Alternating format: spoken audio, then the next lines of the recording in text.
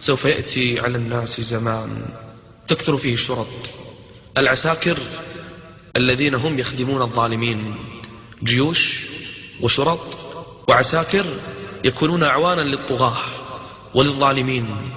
بل أخبر النبي أن معهم سياط كأذناب البقر.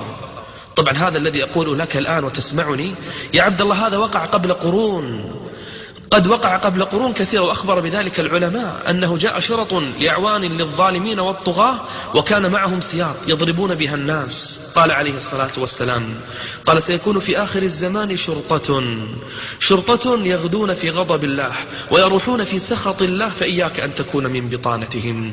هؤلاء صنف منهم يمسكون هذه الأصوات، ولكن ربما اليوم أعوان الظالمين والطغاة الآن يحملون السلاح، الآن يحملون المدرعات، يركبون المدرعات، الآن ربما عندهم بعض الدروع وعندهم العصي وعندهم ما يكهرب الناس وعندهم الأسلحة وعندهم القنابل المسيلة للدموع وعندهم. إياك أن تكون من بطانتهم إن كانوا مع الظالمين، إن كانوا مع الطغاة يا عبد الله. صنفان من أهل النار لم أرهما، منهم رجال معهم سياط كأذناب البقر يضربون بها عباد الله. ألا ترى ما حولك من علامات الساعة يا عبد الله؟ ضياع الأمانة، يأتي على الناس سنون خداعة. والله أنا أجزم وأنا على يقين أن هذا الزمن هو الذي أخبر به النبي عليه الصلاة والسلام. كيف لا؟ والخداع نراه حولنا في كل مكان، الكاذب صار صادق والصادق صار كاذب.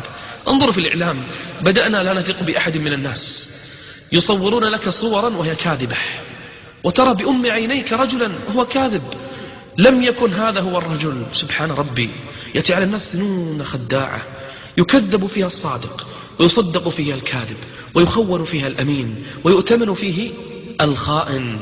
ألا ترى يا عبد الله ما الذي يحصل اليوم؟